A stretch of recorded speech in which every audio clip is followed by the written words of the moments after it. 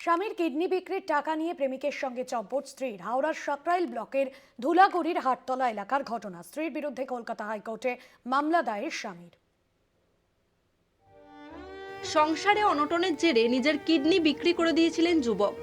অভিযোগ, সেই টাকা হাতিয়ে প্রেমিকের সঙ্গে পালালেন যুবকের স্ত্রী।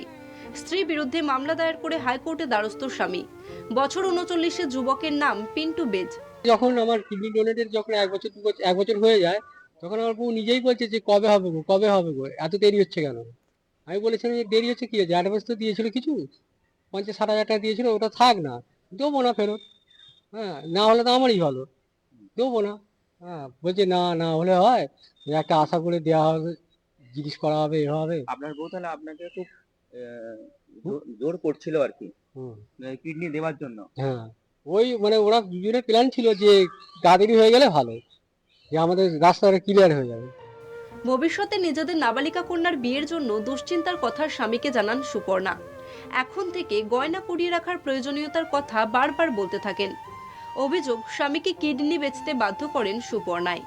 এরপর কিডনি বিক্রি, নগদ ও কিছু গয়না নিয়ে বছর 32 সুপর্ণা বেজ বেপাত্তা হয়ে যান তার প্রেমিকের সঙ্গে। আপত্তি করেছিলাম, ক্লাব থেকেও আপত্তি করেছিলাম, শোনেনি। আমার ছেলেরাও আপত্তি করেছে, আর দুটো ছেলেও আপত্তি করেছে, কারোর কথা শোনেনি। বৌমা কারোর কথা শোনেনি। বৌমা বলছে আমার দেনা আছে, দেনার জন্য দেখেছে, আমার এই হয়েছে সেই হয়েছে, কেউ দেখেছে? কেউ কারোর কে দেখবে?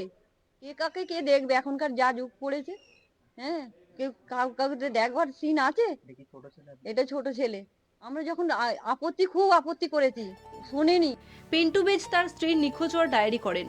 স্ত্রীকে খুঁজে পেতে হাইকোর্টে হেভিয়াস কর্পাস মামলা দায়ের করেন।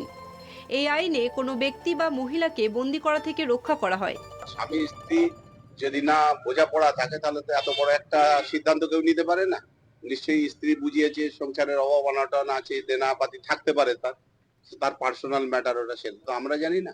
সেই জায়গা স্ত্রীর সঙ্গে পরামর্শ করি নিশ্চয়ই এই কাজটা করেছে। কিডনিটা সে বিক্রি করেছে 10 লক্ষ টাকায়। তো সেটা নিয়ে তো শুনছি সে পালিয়ে গেছে অন্য পরপুরুষের সঙ্গে। এটা তো তার সমাজের পক্ষে তো ক্ষতিকারক, অবশ্যই ক্ষতিকারক।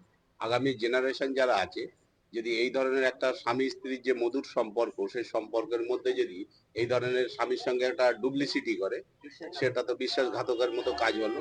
বিচারপতি অরিজিৎ বন্দ্যোপাধ্যায় ও বিচারপতি অপূর্ব সিনহা রায়ের ডিভিশন বেঞ্চ সোমবার 27 জানুয়ারি হেভিয়াস কর্পাস মামলাটি খারিজ করে দেন। আদালতের বক্তব্য, যেহেতু মহিলার হদিশ পাওয়া গিয়েছে এবং তিনি স্বেচ্ছায় স্বামীকে ছেড়ে চলে যাওয়ার কথা মুচলেকা দিয়ে জানিয়েছেন, তাই এই ক্ষেত্রে আর হেভিয়াস কর্পাসের আবেদন কার্যকর নয়। কিডনি বেচে আর্থিক মুনাফার বিষয়টি আইনত দণ্ডনীয়। সেক্ষেত্রে হারানো টাকা কি ফেরত পাবেন যুবক? কি দাঁড়াবে পরিস্থিতি?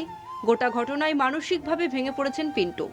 হাওড়া থেকে জগন্নাথ সামন্তের রিপোর্ট।